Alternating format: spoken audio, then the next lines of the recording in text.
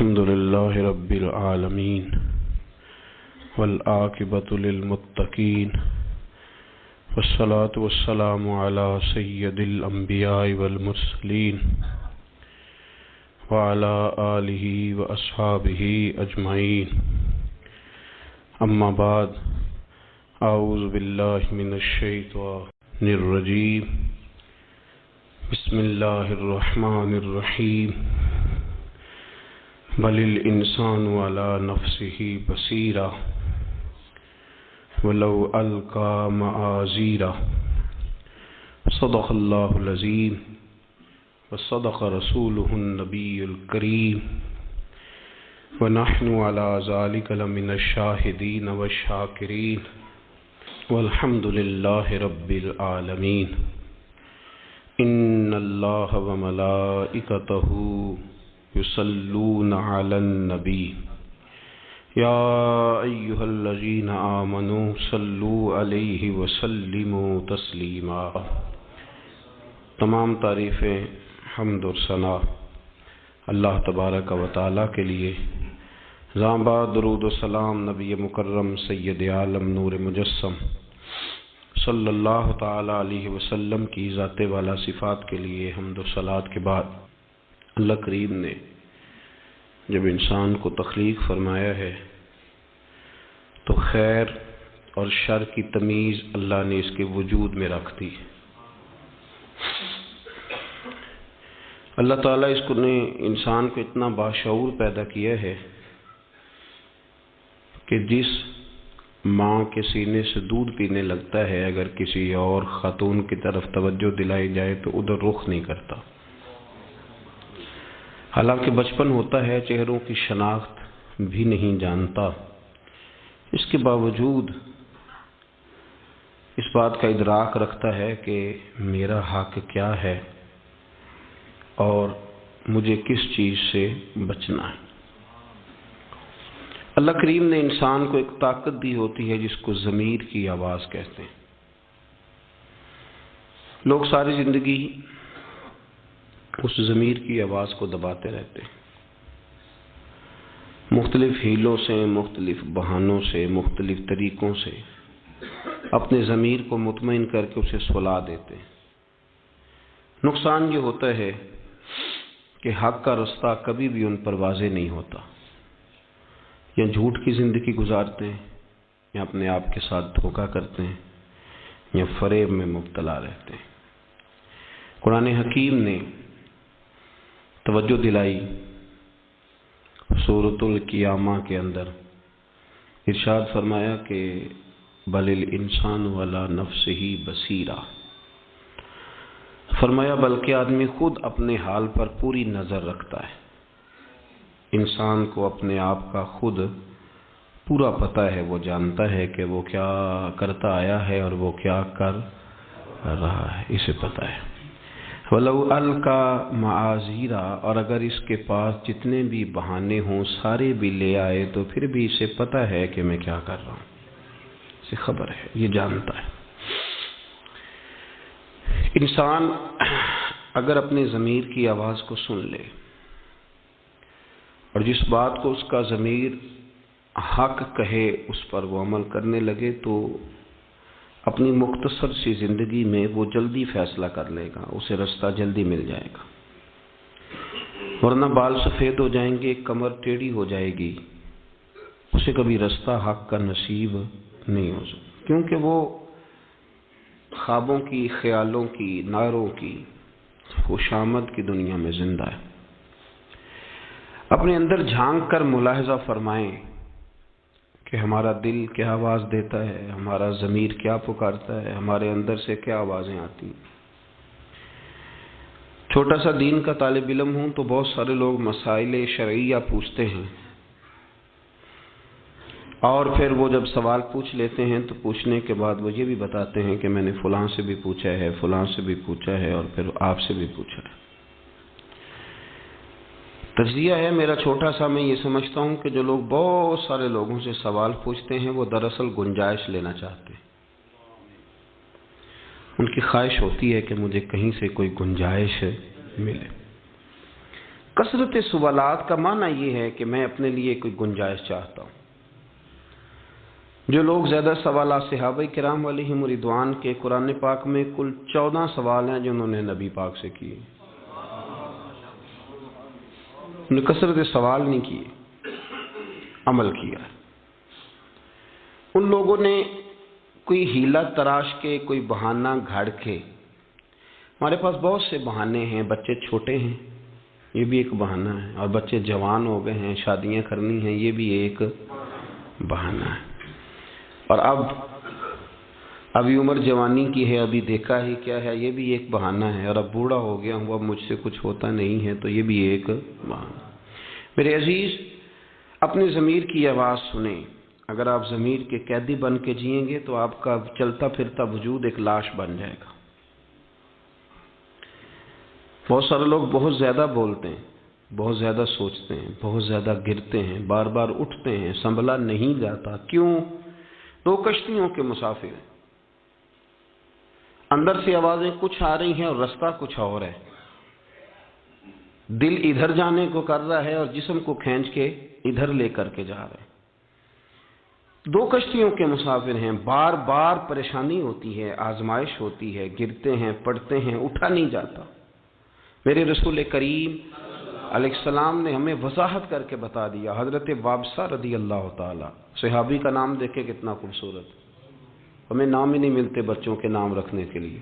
حضرت وابصہ رضی اللہ تعالیٰ عنہ فرماتے میں گھر میں تھا تو میں سوچنے لگا، یہ نہیں فرماتے کہ میں بولنے لگا، یہ مسند امام احمد بن حنبل کی حدیث ہے، فرماتے میں سوچنے لگا کہ یہ نیکی آخر ہوتی کیا ہے، اور یہ شر اور بدی آخر کہتے کس کو ہیں۔ فرماتے جب میں سوچنے لگا تو پھر میرے اندر سے آواز آئی کہ تم کیوں سوچتا ہے، تیرے سامنے دریا بہہ رہا ہے، جا کے مدینے والے محبوب سے پوچھ لے۔ اور یہ لفظ میں نے زبان سے نہیں ادا کیے، میرے دل میں تھے۔ میں مسجد نبوی شریف کا قصد کر کے، حضور کی بارگاہ کا قصد کر کے سرکار کے حضور حاضر ہوا تو مسجد صحابہ سے کھچا کھچ بھری ہوئی تھی۔ فرماتے میں، چونکہ حکم یہی ہے کہ جس کو جہاں جگہ ملے، جو پہلے آئے وہ آگے بیٹھے، جو بعد میں آئے وہ پیچھے بیٹھے۔ وہ کہتے میں پیچھے بیٹھ گیا۔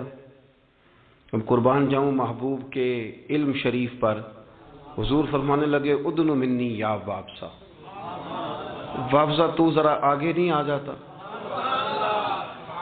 کہتے میں آ کے 7ویں صف میں بیٹھ گیا تو حضور نے پھر فرمایا ادنو منی یا وابصہ، اور یار ذرا اور قریب آ جا۔ میں 3ری صف میں آ گیا تو فرمایا ادنو منی یا وابصہ، وابصہ نیڑے آ جا یار اور۔ کہتے میں اتنا قریب آیا کہ محبوب کے مقدس گھٹنوں سے میرے گھٹنے مس ہونے لگ گئے، اتنا قرب کریم نصیب ہوا کہ میں اپنے مقدر پہ ناز کرنے لگا۔ دائیں بائیں والے لوگ مجھے رشک سے دیکھنے لگے کہ دیکھو کہاں وابصہ بیٹھ گئے، کہاں اسے جگہ نصیب ہو گئی۔ فرماتے ہیں کہ میرے رسول کریم علیہ الصلوۃ والسلام نے نا بغیر میرے کچھ کہے ہی فرمایا بتاؤ کیا پوچھنے آئے تھے؟ کہتے میں ابھی پوچھنے لگا تو فرمایا چل تو ٹھہر جا، میں بتاتا ہوں تو کیا پوچھنے آیا تھا۔ بتاؤں عرض کی حضور آپ بتا دیں تو کمال ہو جائے۔ تو حضور نے فرمایا تو سوچ کے آیا تھا کہ میں پوچھوں گا نیکی کیا ہوتی ہے اور شر کیا ہوتا ہے، سوچ کے آیا تھا۔ جناب وابصہ کہتے میں رو پڑا، میں نے کہا حضور بالکل اسی طرح ہی ہے۔ تو حضور علیہ السلام نے نا میرے دل پر ہاتھ مارا اور کریم رسول فرمانے لگے سوال میں نے بتا دیے، اور اب اس طرح کر کے جواب مجھ سے نہ پوچھ، اپنے دل سے پوچھ لے، میں نے تیرے دل کو گویا دین کا عالم بنا دیا ہے، پوچھ اپنے دل سے۔ اور پھر نبی پاک علیہ السلام نے مجھ سے پوچھا بتا اندر سے آواز کیا آئی ہے، کیا آواز آئی؟ تو میں نے عرض کی یا رسول اللہ میرے اندر سے آواز آتی ہے کہ جس پہ دل جم جائے، سکون ہو جائے، وہ نیکی ہوتی ہے، اور جو سینے میں کھٹکتی رہے، شک رہے، وہ بدی ہے۔ جو کر کے سکون ہو کہ نہیں میں نے کوئی اچھا کام کیا، یہ نیکی ہے، اور جو کر کے بے سکونی ہو کہ کسی کو پتہ نہ چل جائے، وہ بدی ہے، وہ نقصان ہے، وہ شر ہے۔ یہ خاصیت اللہ نے ہر بندے میں پیدا کر دی۔ جو کام کر کے آپ کو سکون ملتا ہے، کلیجہ ٹھنڈا ہوتا ہے، آنکھوں کو راحت ہوتی ہے، دل کو سکون، یار میں نے الحمدللہ کو نیکی کا کام کیا، وہ نیکی ہے۔ اس کے لیے تفصیلات میں جانے کی اور 15 مفتیوں سے فتویٰ لینے کی کیا بات؟ ہم رعایت چاہتے ہیں، رعایت۔ انشورنس کرا لی ہے، بینک سے کاروبار شروع کر لیا ہے، سود کا کام شروع ہو گیا ہے، اب اس مولوی سے بھی پوچھا، اس مولوی سے بھی پوچھا، اب اس سے بھی پوچھا، اب اس سے بھی پوچھا، اب آگے کہنے لگے پیر صاحب 3 مولوی تو کہہ رہے تھے جائز ہے، تو 5 کہہ رہے تھے ناجائز ہے، تو یہ مولوی الجھتے کیوں ہیں؟ تو میں نے کہا تو مولوی کو چھوڑنا تو اپنے دل سے پوچھ، وہ کیا کہتا ہے؟ اگر وہ تجھے کہتا ہے کہ ٹھیک ہے، مجھے ایک دوست نے کہا کہ آدھے کہہ رہے تھے جائز ہے، میں نے کہا علماء کا اختلاف ہو جاتا ہے، اختلاف رحمت ہے، کوئی مسئلہ نہیں، پر میرے نبی پاک علیہ السلام کی ایک حدیث ہے بخاری میں، حضور نے فرمایا ایک حلال ہے وہ بھی واضح ہے، ایک حرام ہے وہ بھی واضح ہے، ایک میں شک ہے کہ پتہ نہیں جائز ہے کہ پتہ نہیں ناجائز ہے، میرے رسول فرمانے لگے تم نے شک والی چیز سے بھی بچ کے رہنا ہے۔ تو جب کہیں اختلاف ہوتا ہے تو شک تو آ جاتا ہے نا، تو شک سے بھی بچیں، اپنے دل کو مطمئن کریں۔ لیکن ہم بہت ساری جگہوں پہ جاتے ہیں گنجائش لینے، 3 طلاقیں دے دی، پھر فتویٰ بھی لے لیا کہیں سے، کوئی کہانی سنا کے فتویٰ بھی لے لیا کہ رکھ سکتا ہے، دے بھی لی 3 طلاقیں، لیکن میں نے ایسے لوگوں کو پاگلوں کی طرح باتیں کرتے دیکھا، کیونکہ اندر جرم ہوتا ہے، گناہ ہوتا ہے، اپنے آپ کو مطمئن نہیں کر پاتے، پھر ادھر جاتے ہیں ادھر جاتے ہیں، اس سے سوال پوچھتے ہیں، کوئی تسلی لینے کی کوشش کرتے ہیں، نہ میرے بھائی ایسے تھوڑی کام چلے گا، تیرا دل مفتی ہے، تیرے اندر اللہ نے ایک ضمیر بٹھایا ہے، اس سے پوچھ۔ قرآن پاک نے ایک لفظ استعمال کیا جس کا نام ہے شاکلہ، قل کل یعمل علی شاکلۃ، یہ شاکلہ خول کو کہتے ہیں، خول چڑھا لیتے ہیں لوگ، برادری کا بھی خول ہوتا ہے، ضمیر کہتا ہے مان جا، پر میری برادری کیا کہے گی، دولت کا بھی خول ہوتا ہے، ضمیر کہتا ہے جھک جا، پر میری دولت ہے، میں اتنا مالدار ہوں، میرا قبیلہ ہے، یہ خول ہے، نہیں توڑ پاتے لوگ، ضمیر کو دباتے رہتے ہیں، پریشان رہتے ہیں، تکلیف میں رہتے ہیں۔ یقین کریں نیند نہیں آتی لوگوں کو، لوگ مرضی کی روٹی کھاتے ہیں، مرضی کا کھانا پیٹ بھر کے کھایا، بستر اس طرح ہے جس طرح معاذ اللہ سمجھتے ہیں کہ جنت کی طرح میں نے اپنے ڈرائنگ روم میں سارا کچھ اکٹھا کر لیا ہے، کبھی تکیہ منہ کے اوپر اور کبھی تکیہ منہ کے نیچے، کوئی آواز نہ نکالے خبردار۔ لیکن سنگیو یاد رکھنا، نیند روٹی سے، سکون سے، بیڈ سے نہیں آتی، نیند تو اس کے فضل سے آتی، وہ نہیں آ رہی، کیا کریں، روتے ہیں، سسکتے۔ میں ایسے 20 لوگوں کو جانتا ہوں جو آ کے کہتے ہیں حضرت جی دعا کر دو، گھر میں دل نہیں لگتا، کبھی اندر ہوں کبھی باہر ہوں، کبھی بھاگ کے جاتا ہوں کبھی واپس آتا ہوں۔ بہت سارے لوگ ہیں جن کی زندگی بیت گئی، فیصلہ ہی نہیں کر پائے، رستے پہ نہیں چل سکے، ادھر جانا تھا کہ ادھر جانا تھا، رب رب کر دے بڈھڑے ہو گئے، ملا پنڈت سارے، رب دا کھوج کھرا نہ لبھا، سجدے کر کر ہارے۔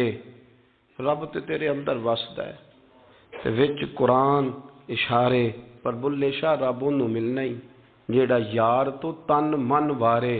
جناب آسیہ فرعون کی بیوی تھی، لیکن سمجھ گئی تھی کہ حق کیا ہے اور باطل کیا ہے۔ فرعون نے کہا تیری بادشاہ جائے گی، تو ملکہ ہے، فرمایا جانے دے، کہ موسیٰ کا کلمہ نہ پڑھ مار پڑے گی، فرمایا پڑھنے دے۔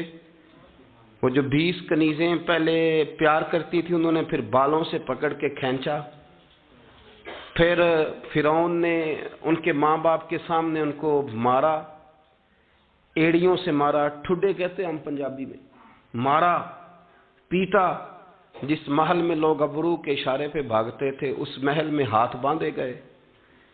پھر فرعون نے ان کے وجود پر تلوار کے کٹ لگا کے اس میں مرچیں بھری، آدھی رات تھی، سردی میں لیٹی ہوئی تھی اور تکلیف تھی، بندھی ہوئی تھی۔ حضرت موسیٰ گزرے تو کہنے لگے آسیہ کس حال میں ہے؟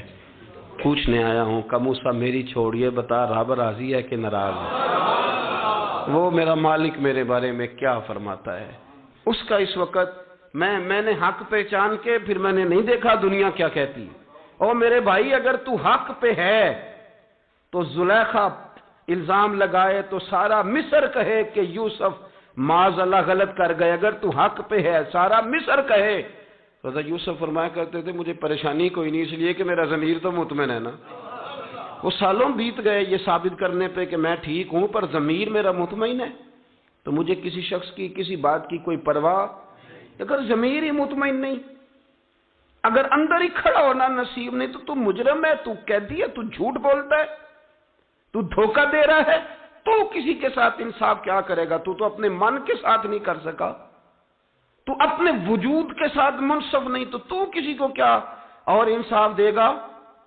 سارے یزیدی 22,000 کا لشکر سامنے کھڑا ہے، جگر گوش ہے رسول، نور دیدہ بطول حضرت سیدنا امام حسین رضی اللہ تعالیٰ عنہ گھوڑے پہ چڑھ کے کہتے ہیں اور بتاؤ پوری دنیا میں کوئی کسی نبی کا نواسہ اس وقت ہے؟ اور فرمایا میرے بعد تمہیں ساری دنیا ملے گی پر کسی نبی کا کوئی نواسہ نہیں ملے گا، اس لیے کہ حضور کے بعد نبی کوئی نہیں، تو جو نبی کوئی نہیں آئے گا تو نواسہ کیسے آئے گا؟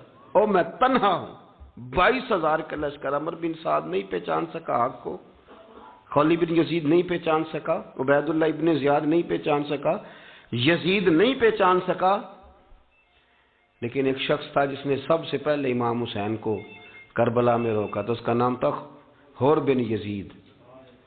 حور بن یزید، اس نے جب آخری تقریر سنی نا امام حسین کی، تو عمر بن سعد سے جا کے کہنے لگا حسین کو واقعی شہید کرنا ہے، واقعی شہید کرنا ہے حسین کو، پکا پروگرام ہے؟ تو عمر بن سعد کہنے لگا حکم یہی ہے، تو کہنے لگا تم نے تو کہا تھا بس روکنا ہے، تھوڑی دیر پانی بند کرنا ہے اور تھوڑی دیر کے بعد بتائیں گے کہ اب آگے کیا کرنا ہے، تو شہید کرو گے؟ ہم نے کہا ہاں فیصلہ یہی ہے۔ حور بن یزید کہتا ہے میں ایک ایک کے پاس گیا اور میں نے کہا تمہیں پتہ ہے وہ جگر گوشہ رسول ہے، اور تمہارے ضمیر کدھر گئے تمہیں سمجھ نہیں آ رہی؟ لیکن ہوا تھی نا ایک طرف کی، تو لوگ چل رہے تھے۔ تو کہتا ہے جب میں مایوس ہو گیا تو میں نے ایڑی لگائی گھوڑے کو اور میں نے کہا کہ تم سارے یزید کی مانو، عبید اللہ ابن زیاد کی مانو، تو میں تو اپنے ضمیر کی مانوں گا، میرا ضمیر آوازیں دے رہا ہے، میں کیسے تمہارے بیچ کھڑا رہوں؟ کہتے ہیں ایڑی لگائی تو امام حسین کے پاس، حضور میں آ گیا ہوں، تو آپ نے فرمایا حور اس وقت تو میرے ساتھ کوئی بھی نہیں، تو یہاں تو آیا ہے تو یہ تو مار کھانی پڑے گی، 22,000 کا مقابلہ 70، تو بات سمجھ رہا ہے؟ تو حور بن یزید رو پڑے، کہنے لگے حضور ضمیر کا قیدی ہو کے مرنے سے بہتر ہے میں حسین کا غلام ہو کے مر جاؤں، یہ ضمیر کا قیدی ہو کے مجرم ہو کے مرنے سے بہتر ہے کہ میں حسین کا غلام، میں ضمیر کا قیدی ہو کے مر جاؤں، میری قبر بھی بے سکون رہے، تڑپتی رہے کہ یہ حق پہچان کے حق کی طرف نہ جا سکا، میرے اندر مد و جزر رہے، جوار بھاٹا رہے، اور میں ضمیر کا قیدی ہو کے نہیں مرنا چاہتا، حسین ابن علی کا غلام ہو کے مرنا چاہتا۔ نہ زیاد کا وہ ستم رہا، نہ یزید کی وہ جفا رہی، جو رہا تو نام حسین کا، جو رہا تو نام حسین کا، جسے زندہ رکھتی ہے کربلا۔ کہاں ہے ابن زیاد کی قبر؟ کہاں ہے ابن سعد کی قبر؟ کہاں ہے یزید کی قبر؟ امام حسین کے مزار پر انوار کے ساتھ کربلا میں حور بن یزید کا بھی مزار بنا ہوا ہے۔ یہاں لوگ لعنتیں برساتے ہیں اور حور بن یزید کے پاس جا کے لوگ سلامیاں دیتے ہیں۔ ان ساروں پر جو دنیا کے ضمیر کے قیدی بن کے آئے ان پر لعنتیں ہیں آج تک، اور وہاں دعائیں ہیں۔ اگر تو ضمیر کا قیدی ہمیں پتہ ہے، اور یار ہم جانتے ہیں حق کیا ہے اور جھوٹ کیا ہے، ہمیں پتہ ہے سچ کیا ہے اور غلط کیا ہے، ہم جانتے ہیں، ہمیں اس کے لیے کوئی فتوے لینے کی ضرورت ہے؟ اس کے لیے کیا کوئی پی ایچ ڈی کرنے کی ضرورت ہے؟ ہمیں پتہ ہے صحیح کون کہہ رہا ہے اور غلط کون کہہ رہا ہے، پر ہم نے تو ادھر چلنا ہے جدھر ہوا چل رہی ہو، جدھر دنیا زیادہ ہو، جہاں رش زیادہ نظر آئے، جہاں بھیڑ چال زیادہ ہو، ہم نے ادھر چلنا ہے۔ سچی کھری دیانت والی ضمیر کی آواز، بل الانسان والا نفس ہی بصیرہ، بھاگر کیوں بھاگتا ہے؟ میرا رب فرماتا ہے تھوڑا اندر جھانک، تھوڑی سی نا نظر دائیں بائیں دیکھنے کی بجائے تھوڑی نیچے کر، برے بندے نو لبن ٹریا تے جگ تے ملیا نہ کوئی، اپنے اندر چاتی پائی تے میتھوں برا نہ کوئی، اندر تو دیکھنا تھوڑا۔ او بھائی اپنے یہ اس سے نکلیں، آپ اس سے نکلیں، یہ چیز آپ کو سکون دے گی، آپ کو خاموشی دے گی. آپ یقین کریں آپ کے پاس جتنا ہوگا نا اس پر آپ مطمئن ہو جائیں گے. آپ ضمیر کی آواز سنیں، خبردار دائیں بائیں جانے کی کیا ضرورت، ضمیر کی آواز سنیں. حضرت جعفر طیار رضی اللہ تعالیٰ عنہ کی قیادت میں نا حضرت عثمان غنی بھی تھے اس میں. تو جب بڑا ستایا قریش مکہ نے تو نبی پاک علیہ السلام نے کچھ صحابہ سے فرمایا کہ تم حبشہ کی طرف ہجرت کر جاؤ. حبشہ کا بادشاہ نجاشی سنا ہے بڑا اصول پسند ہے، تم چلے جاؤ. صحابہ چلے گئے.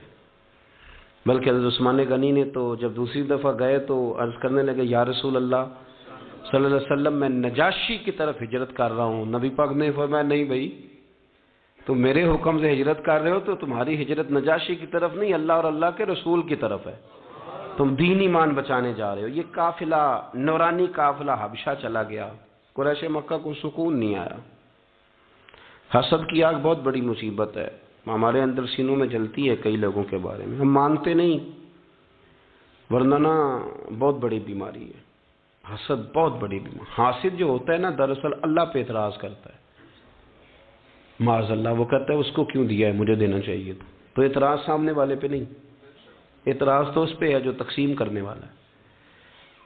تو یہ حسد میں جلتے ہوئے دو سردار جو تھے ان کو تیار کیا، بڑے تحفے دیے، حبشہ بھیج دیا. اس نے جاتے ہی پہلے جو بادشاہ کے حواری تھے، وزیر مشیر تھے، ان کو تحفے دیے. پھر ایک بہترین عربی نسل کا گھوڑا بادشاہ کو دیا اور ایک بڑا قیمتی جبہ جس پر سونے کا کام ہوا تھا. قیمتی جبے بادشاہ پہنتے تھے وہ بادشاہ کو دیا اور کہا کہ ہمارے کچھ لوگ بھاگ کے یہاں آ گئے. انہوں نے فتنہ برپا کر دیا. اگر آپ وہ عیسائی مذہب کے ماننے والے تھے، اگر وہ عیسائیت قبول کر لیتے تب بھی ٹھیک تھا، پر وہ تو ہمارے بتوں کو بھی برا کہتے ہیں اور آپ کا مذہب بھی تو نیا دین لے آئے، گھر گھر لڑائی شروع کرا دی، بھائی کو بھائی سے لڑا دیا. وہ یہاں آ گئے، ہمارے حوالے کر دیے جائیں. تو بادشاہ کہنے لگا کہ یار دیکھو میں یک طرفہ فیصلے نہیں کرتا، میں ان کو بلاتا ہوں، ان کی بات سنتا ہوں. تو وہ جو ساتھ دائیں بائیں بیٹھے تھے وہ چونکہ کر چکے تھے، وہ کہنے لگے بلانے کی کیا ضرورت ہے، وہ نکالیں. جب ان کے یہ اتنے قیمتی لوگ آ گئے ہیں، سردار اس علاقے کے، تو ان کے ساتھ روانہ کریں. تو بادشاہ کہنے لگا چپ کرو، میں حواریوں کے طریقوں پہ نہیں چلتا، میں ضمیر کی آواز پہ چلتا ہوں. یہاں نا ہمارے جو دائیں بائیں بادشاہوں کے وزیر بیٹھے ہوتے ہیں نا وہ سب صحیح کی رپورٹ دیتے ہیں. تو انہی کی باتوں پہ بادشاہ پھر کہتے ہیں نہیں سب ٹھیک ہے. باہر نکلتے ہیں تو ان کا خیال ہوتا ہے کہ سبزہ ہی سبزہ ہے ہر طرف، خزاں کہیں ہے ہی نہیں. وہ تو کبھی اس سے ملے نا جو انہیں صحیح بات بتائے تو سمجھ آئے. خیر بادشاہ نے پیغام دیا. حضرت جعفر طیار رضی اللہ تعالیٰ عنہ اور باقی تمام صحابہ جمع ہوئے، مشورہ کیا بات کیا کرنی ہے. کسی نے کہا یہ کہنا، کسی نے کہا یہ کہنا، کسی نے کہا یہ کہنا. حضرت جعفر طیار سے کہنے لگے چونکہ بات کرنے کا سلیقہ اللہ نے آپ کو اچھا دیا ہے اور آپ کی بات میں اثر ہے، لہذا بات آپ کریں گے. جناب جعفر طیار کہنے لگے اگر بات میں کروں گا نا تو نہ میں کسی کا مشورہ مانوں گا نہ میں کسی کی رائے سنوں گا، میں وہی کہوں گا جو میں نے رسول پاک سے سیکھا ہوا ہے. میں نبی پاک علیہ السلام کی بتائی ہوئی باتیں بیان کروں گا. چلو بادشاہ کے دربار میں پہنچ گئے. وہاں طریقہ تھا جو جاتا تھا سجدہ کرتا تھا. یہ پہنچے تو اپنے مخصوص طریقے سے سلام کلام کیا اور بیٹھ گئے. فوراً وہ جو گئے ہوئے تھے سردار قریش مکہ کہنے لگے بادشاہ تکبر دیکھا ہے، اکڑ دیکھی ان کی، آپ کو سجدہ ہی نہیں کیا. بادشاہ کہنے لگا بھی تمہیں نہیں پتا یہاں جو آتا ہے سجدہ کرتا ہے. اس نے کہا بادشاہ کرتا ہوگا، پر ہم جس نبی کے ماننے والے انہوں نے ہمیں بتایا لا الہ الا لا الہ الا لا الہ الا اللہ کے سوا کوئی معبود، سجدہ صرف اللہ کو. کسی کو کوئی تعظیم کے لیے کرے تو وہ بھی حرام ہے. سجدہ سوائے رب کے کسی کے لیے جائز. جب صحابی نبی کو نہیں تو پیر مولوی کون ہوتا ہے؟ بالکل نہیں. صرف سجدہ صرف اللہ. تو اب انہوں نے کہا قریش مکہ کے وہ سردار وہ کہنے لگے لو جی بات تو بن گئی نا، اسی پہ بادشاہ نکال دے گا، اسی پہ. اس نے کہا دیکھا جی سن لیا جی، یہ کہتے ہیں جی ہم کسی کی تعظیم نہیں کرتے صرف اپنے رب کو سجدہ کرتے ہیں. تو بادشاہ ہنس پڑا، کہنے لگا اگر تو میں تمہارے اس اشتعال پہ آؤں تو گردنیں کاٹ دوں، اور اگر ضمیر کی سنوں نا ضمیر کی تو کہہ تو یہ ٹھیک ہی رہے ہیں. اگر سنوں ضمیر کی تو کہہ تو یہ ٹھیک رہے ہیں کہ سجدہ سوائے اللہ کے کسی کو جائز ہے؟ کہنے لگا میں بھی تو اسی طرح کا انسان ہوں جس طرح کے یہ ہیں، مجھے کس بات کا سجدہ؟ انہوں نے کہا یہ تو انوکھا بندہ مل گیا ہمیں، ہم تو کہہ رہے تھے کہ اشتعال دلائیں گے اور بندے لے جائیں گے۔ حضرت جعفر ابن طیار کہنے لگے بادشاہ یہ ہمیں لینے آئے ہیں تو ہم 2-3 سوال کر لیں؟ بادشاہ نے کہا بالکل کرو۔ اس نے کہا ہم تمہارے غلام ہیں، تمہارا ایڈوانس پکڑ کے بھاگ آئے ہیں؟ سردار کہنے لگے نہیں۔ تو فرمایا پھر تم کیا لینے آئے ہو؟ کہا ہم کچھ چوری کر کے آئے ہیں، کسی کا مال لے کے آ گئے؟ کہا نہیں۔ تو فرمایا پھر جو جس کا دل چاہے جس ملک میں مرضی رہے۔ بادشاہ کہنے لگا تمہارے پاس ان کے سوالوں کا جواب نہیں؟ اچھا جی یہ کہتے ہیں تم نے لڑائی پیدا کر دی ہے، تم نے لوگوں کو آپس کے اندر الگ الگ کر دیا، نیا دین لے کے آ گئے ہو؟ تو جعفر تیار کرنے لگے بادشاہ ہم گلے کاٹا کرتے تھے، پھر اللہ نے ہمارے درمیان رسول پاک بھیجے، اب ہم گلے کاٹتے نہیں گلے ملا کرتے۔ بادشاہ ہم نہ جگہ جگہ جھکا کرتے تھے، اب ہمیں رسول پاک نے تعلیم دی ہے کہ ایک جگہ جھکنا رب تمہیں باقی جگہ جھکنے سے بے نیاز کر دے گا، اللہ تمہیں قوتیں دے دے گا۔ عقیدہ توحید نے ہمیں مضبوط کر دیا، ہم پڑوسیوں سے پیار کرتے ہیں، بھائی کا حق دیتے ہیں، ایک دوسرے سے محبت کرتے ہیں، ہم اخلاق عالیہ کی طرف سفر کرتے ہیں، ہم لوگوں کے حقوق ادا کرتے ہیں، پیار کی بولی بولتے ہیں۔ انہیں پوچھو کیا مسئلہ ہے؟ بادشاہ کہنے لگا بھی ایسے ہی ہے۔ کہا بالکل۔ تو بادشاہ کہنے لگا پھر اس طرح کرو تو اپنے تحفے اٹھاؤ اور تم نکلو، میں تحفے نہیں دیکھتا، میں ضمیر کی آواز سنتا ہوں۔ حضرت سعید بن زید کو حضرت عمر نے گورنر بنایا تھا، تو جناب عمر ملنے گئے تو تحفے بڑے لگے ہوئے تھے۔ تو حضرت عمر نے فرمایا یہ کیا ہے کہ لوگوں نے تحفے دیے ہیں؟ فرمایا تحفے نہیں، تمہارے عہدے کا ہدیہ ہے، تم گورنر ہو تو تحفہ دیں گے، اپنے حق میں نرم کر۔ لیکن نہیں حضور مجھے تحفے ملے ہیں۔ تو جناب عمر نے بڑی بات کی، بہنوئی بھی تھے ان کے، حضرت سعید بن زید اشرا مبشرہ بہنوئی بھی۔ فرمانے لگے اچھا اگر لوگ تمہیں تحفے دیتے ہیں تو جانا گھر جا کے اماں کے پاس بیٹھ، پھر دیکھتا ہوں کتنے تحفے آتے ہیں، یہ تو گورنر ہے تو تحفے آ رہے۔ میرے عزیز بات کو سمجھے۔ فرمایا اٹھاؤ تحفے۔ میں تحفے نہیں دیکھوں گا، میں ضمیر کی آواز سنوں گا۔ اب مسلمان خوشی خوشی چلے گئے، کافروں کو رات ابھی رہنا تھا، وہ رہے۔ سویرے ایک نئی چال چلی، کہنے لگے بادشاہ ایک بات رہ گئی ہے۔ اس نے کہا وہ کیا؟ کہنے لگے آپ لوگ حضرت عیسیٰ کو معاذ اللہ کا بیٹا مانتے ہیں نا؟ اس نے کہا ہاں معاذ اللہ استغفر اللہ، عیسائیوں کا طریقہ ہے۔ اس نے کہا کہ یہ نہیں مانتے حضرت عیسیٰ کو اس طرح۔ اب اس سے ایک نیا کوہرام کھڑا ہو گیا دربار میں، ایک نیا طیش، مذہب کا کارڈ استعمال ہو گیا، ایک نئی مصیبت کھڑی ہو گئی۔ اب دوبارہ کونے کونے میں باتیں ہونے لگی، وہ حضرت عیسیٰ کے بارے میں صحیح نظریہ نہیں رکھتے اور ہمارے ملک میں رہے، بلاؤ جی بلاؤ جی، بلا لیا۔ اب مسلمان بھی پریشان ہوئے کہ دوبارہ کیوں بلایا ہے؟ تو اس سے پہلے جب گئے تھے تو حضرت سیدنا جعفر طیار نے انہیں قرآن پڑھ کے سنایا تھا، اور جب سنایا تھا تو بادشاہ سمیت اپنے سارے درباریوں کے رو بھی پڑا تھا۔ اب جب دوبارہ بلایا گیا تو کہا ہم نے سنا ہے کہ حضرت عیسیٰ کے بارے میں تمہارا نظریہ ٹھیک نہیں ہے، بتاؤ تم کیا کہتے ہو؟ تو حضرت جعفر طیار کہتے ہیں وہاں بھی میں جھجکا نہیں، کیونکہ میں نے وعدہ کیا تھا کہنا وہ ہے جو میں نے اپنے نبی سے سیکھا ہے صلی اللہ علیہ وسلم، وہی کہنا ہے، سچی بات۔ کہتے ہیں میں نے کہا بادشاہ سونا، ہم حضرت عیسیٰ کو اللہ کا بیٹا نہیں مانتے، ہمارے محبوب نے ہمیں بتایا ہے کہ حضرت عیسیٰ اللہ کا کلمہ ہے، وہ اللہ کے نبی ہیں، وہ اللہ کے بندے ہیں۔ ہاں کواری اور پاک مریم کے بطن سے رب کی قدرت سے پیدا ہوئے ہیں، اللہ کے بندے اور رسول، کواری پاک مریم کے بطن سے آئے، پر وہ اللہ کے بیٹے نہیں ہیں۔ بادشاہ کہنے لگا جاؤ جا کے آرام سے رہو اپنے وطن میں، یہ تمہارا وطن ہے، اسی میں سکون سے رہو۔ کہنے لگا قسم اللہ کی عزت کی، عیسائی میری بات سے راضی ہوں یا ناراض ہوں، حضرت عیسیٰ کے بارے میں جنہوں نے بیان کیا وہی حق اور وہی سچ ہے، بالکل یہی دین ہے، یہی میں نے انجیل تورات زبور میں پڑھا ہے، اس کے علاوہ کوئی مذہب۔ تو اس کے حواری کہنے لگے یہ بھی آپ نے ان کی مان لی؟ کا نہیں، ان کی نہیں مانی، ضمیر کی مانی ہے، ان کی نہیں مانی میں نے اپنے، اللہ کرے آپ کو سمجھ آئے، ان کی نہیں مانی اپنے، بول کے بتائیے، میں نے بات مانی ہے اپنے برادری کی کہ ضمیر کی، قبیلے کی کہ ضمیر کی، علاقے کی کہ ضمیر کی، اپنے گھر والوں کی کہ ضمیر کی، پیسوں کی کہ ضمیر کی؟ بات مانی ہے میں نے اپنے، میرے اندر سے آواز آ رہی کہ یہ ٹھیک کہہ رہے ہیں تو مان لیا۔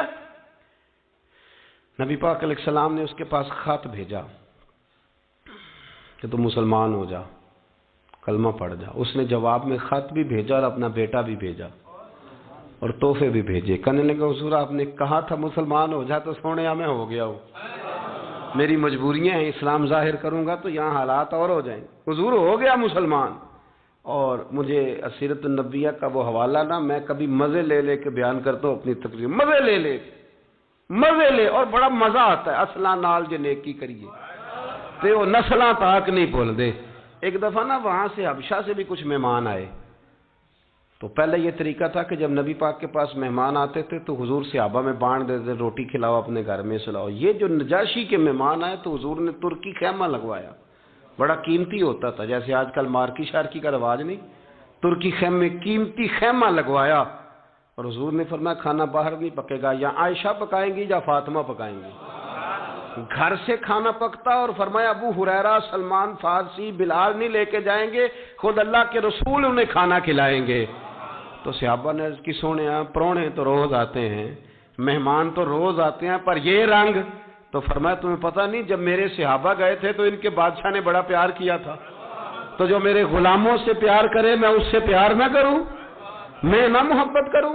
یہ انداز تھا۔ تو نجاشی مسلمان ہو گیا، کلمہ پڑھ گیا۔ اور جب یہ صحابہ واپس آنے لگے تو اس نے سلام بھی بھیجا، سواری بھی بھیجی اور ایک بندہ بھی بھیجا۔ کہنے لگا محبوبہ یہ میں گواہ بھیج رہا ہوں، اپنے غلاموں سے پوچھ کے بتانا میں نے ان کے ساتھ سلوک کس طرح کا کیا ہے۔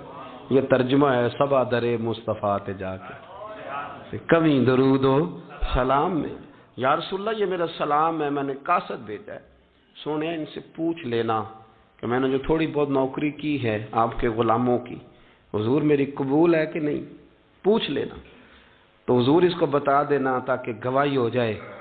تو حضور کے سامنے جب وہ قاصد آیا اس نے آ کے کہا حضور وہ کہتا تھا کہ بتائیں، تو نبی پاک نے حضرت جعفر سے پوچھا تو جناب جعفر رو پڑے، کہنے لگے سونے تیرے بھی فضل و کرم کے قربان جاؤں، ایک میں ہی نہیں تجھ پر قربان زمانہ ہے۔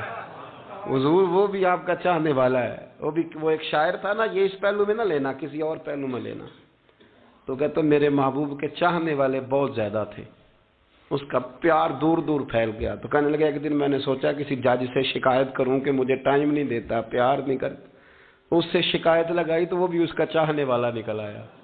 کہنے لگا خواہش تھی کہ شکایت کریں گے تیری قاضی سے، پر کم بخت وہ بھی تیرا چاہنے والا نکلا، کم بخت وہ بھی تیرا چاہنے والا نکلا، وہ بھی شکایت سننے کو تیار نہ ہوا۔